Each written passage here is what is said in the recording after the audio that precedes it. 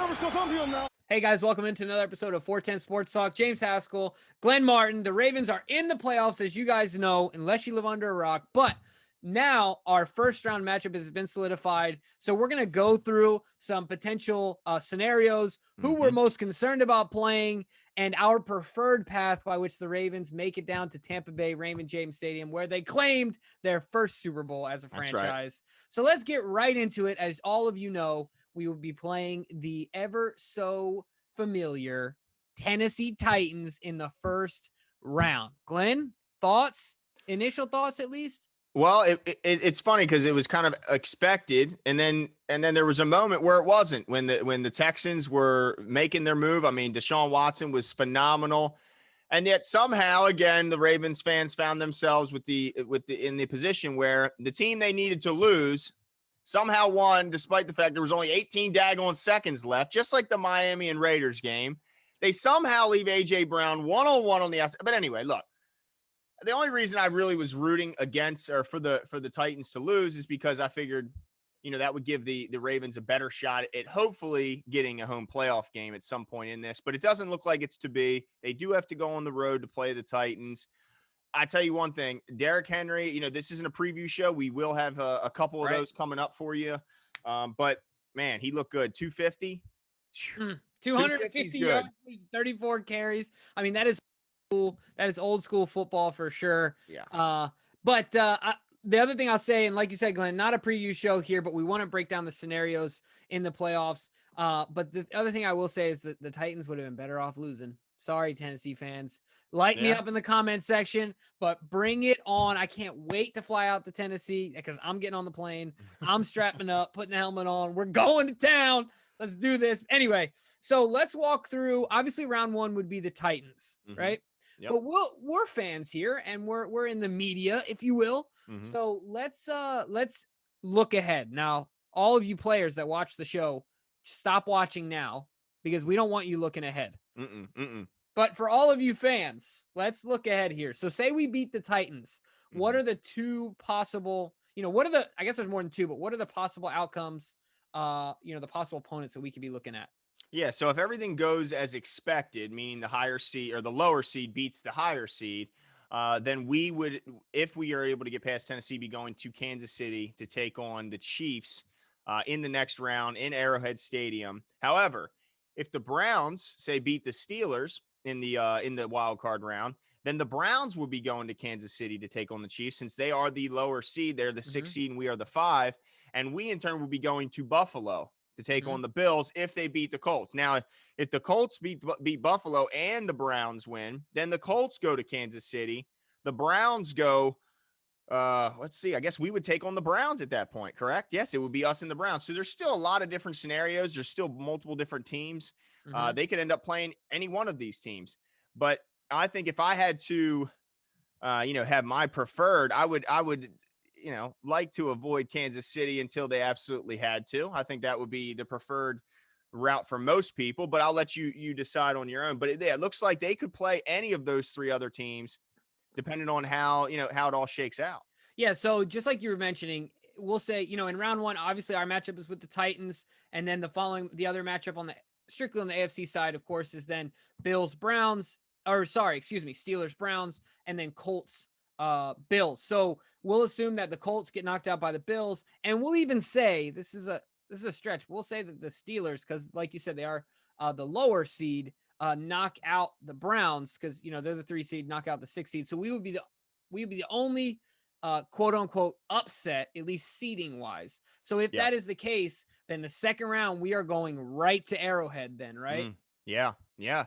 And that's going to be an interesting game because, I mean, let's be honest. If you look at what the Chiefs have done, not just down this season, but also in the playoffs last year, I think a lot of people forget that they were a double-digit point deficit in every game. I mean, the Texans had them. I think it was 24-3. They end up losing that game. Obviously, we know with the 49ers, they were dominant for the first 3 quarters, and then Kansas City just ended up coming back in the end. So I say that because I don't think Kansas City is as bulletproof as I would have thought, especially after the matchup with the Ravens earlier in the season, where it looked like they just couldn't get anything done right. But I look at their last few games, Jimmy. they got a they lost today, but of course they benched a lot of their key starters. But even before that, they had a 3-point win against Atlanta, a 3-point win against New Orleans, a 6-point, or I'm sorry, 7-point, no, 6-point win against the Dolphins, 6 against the Broncos, 3-point win against the Bucks, 4 points against the Raiders, and 2 points against the Panthers. So they've been winning all these games, yes, but they've been winning them by such a small margin that they're, at least you can see a path in which they could lose all of these games. And when you look at a team like the Ravens, who are so good from the lead, if they're able to get that lead, who knows what could happen? Man, I tell you what.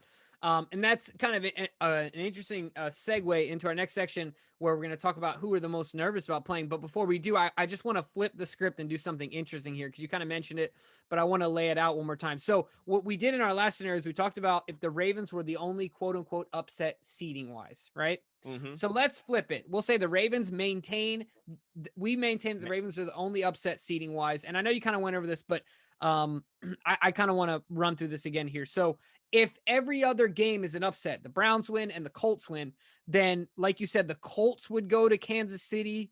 The Browns would come to Baltimore. The Browns would come to Baltimore. So in that scenario,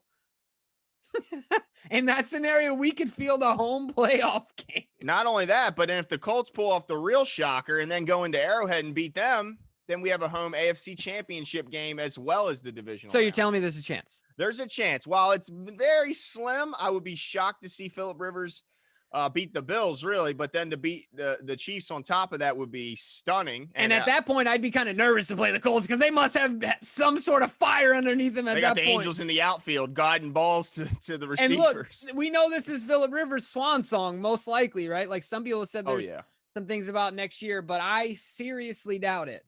No, they're talking about trading for Carson Wentz and some other stuff. So this is definitely his last year, and they got a heck of a run game. That Jonathan Taylor, he is no joke. He had a monster game today, and they got weapons on the outside. So it's not impossible. And look, the Bills, some people may look at the Bills as, maybe, is this a year too early? You know, I know they traded for Diggs, and they definitely surrounded Allen with a lot of talent. But I think a lot of people aren't sure about if the Bills can do it in big moments and in crunch time. But look, they have a chance to prove it. Yeah, they could be the Ravens of last year, right? Where I don't think anybody was expecting Lamar and the team to have that astronomical rise. Right. And like you said, people use that phrase, is it a year too early? A lot of people would say maybe it was a year too early. Now, I know that Josh Allen is older than Lamar. Lamar was only 22 years old and things like that, but still getting there, it's different when you look at Kansas City and Buffalo in that way. So let's kind of break that down. Glenn, I'm going to tell you right now, the team that I fear the most, while I was just kind of contradicting myself here, the team that I do fear the most is the Buffalo Bills based on completion of a team. I think that they are outside of Baltimore. Of course, I think that we're the most complete team, but I think that they are the most complete team. If you look at their roster, the way they're constructed, and even if you break down the stats a little bit, aside from having an MVP candidate, at least at quarterback, I think A-Rod is going to run away with it here, Aaron Rodgers. But, you look at Josh Allen, man. Yeah, absolutely. I mean, he's got to be in the running this year. 4,300 yards, 34 touchdowns, 9 interceptions, and an 82 QBR for that was going into this game. Jimmy. Right. Going into this game where he had an 88 QBR, 72% completion percentage, 3 touchdowns and 224 yards. No big deal. Yeah. Right. They just blew the brakes off the Dolphins, who were a playoff contender looking to be in the driver's seat. They beat them by 30, 56 to 26. So my concern is the Bills. Aside from that, just to give you a few other stats here, regarding the Bills, their time of possession is good, little under 32 minutes a game. And then aside from that, something that I think is interesting, they're really, I think they're a pretty well-balanced team. As far as rushing goes, they're averaging over 4 yards a rush. As far as offensive play goes, they're averaging a little over 6 yards a play. And then the last thing that I'll mention here is their touchdowns is 16 rushing, 40 passing. Now that's not as balanced you want to be, but I think that is balanced enough to where you have to be honest in the run game. And then obviously you have to respect their passing game. Now, to kind of rebut my own argument, I also am not while I'm the most nervous to play them, I'm not really nervous about their defense. While their stats aren't terrible, because they've been ahead so much, I don't think they've been asked to stop the run. And I think we saw before the Patriots game got out of hand that the Patriots were able to run the ball on them. And I think that our defense is up to the task. But anyway, that's the team I'm most concerned about playing. Now, what Yeah. about yourself? Yeah. I mean, I mentioned earlier that Kansas City looks like they can be got right now, but at the same time, they still won all of those games except for today's, which was meaningless for them. They still won all those games. They still look like a team that no matter how far you have them down, they're still never out of it. And with that combination of Andy Reid, Pat Mahomes, Kelsey, and Hill, it's a lot to deal with. And then Le'Veon Bell is in the backfield as well, who we all remember and remember very well. So I am still most afraid, and it's more so than just the talent on the field, which we know is incredible. But it just seemed like last game, Andy Reid completely outcoached John Harbaugh. Even if the players were being outplayed on the field, they were getting no help from the coaching staff. It was a bad game in no matter which way you look at it. I mean, they outcoached us in every facet. They outplayed us in every facet. So until they get past the Chiefs, I mean, just think about going into that game. They're going to say, can Lamar do it? Can he finally beat Pat Mahomes? Can he win a big, meaningful playoff game? There's going to be so much pressure on the Ravens in that game, even though they're the underdog. I feel like the pressure will still be mainly on the Ravens. So I'm most nervous about them. But I mean, I'm looking at this Buffalo team too, Jimbo, and they are no joke. I mean, man, they can score, and they can score in a hurry. Yeah, I'll tell you what, I think that there is something to be said, like you mentioned about, quote unquote championship DNA. I think that's worth talking about. And when you look at a team like Kansas City that's been there before, they're probably not going to waver. Right. But at the same time, it's also, one of the stats I think would be interesting to know is how much time have they spent from behind this year? I'd be interested to see how they do in a game where if we do get the lead, like you're mentioning, how do they claw back? Now we know they can score at the drop of a hat, but do they start to waver is my question, right? Like from a psyche perspective, do they start to get a little nervous if we go up 2 touchdowns? Now, yeah, I mean, we've seen the videos of Patrick Mahomes on the sidelines. Let's do something great, this, that, and the other. That's against the Texans. The Texans are one thing. Baltimore Ravens are another thing. No doubt. So you kind of touched on this at the beginning. The way I want to kind of wrap this up is our preferred path. Now, this can be strategic, right? Or this can be fun, because I'm going to be honest with you.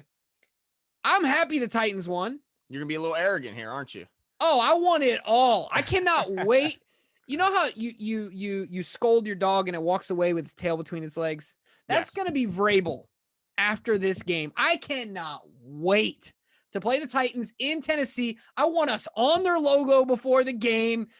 All of it. I want all. And then at the end of the game, I want us on the logo. All of it. Anything my you can be goodness. an obnoxious jerk, just do it, because you know he's going to do it. I can't. So I guess what I'm trying to say is this is part of my preferred path. My keyboard is covered in saliva at this point because I am a rabid dog right now after Tennessee Titans. But aside from that, I also don't mind going to Kansas City round 2, because John always says iron sharpens iron.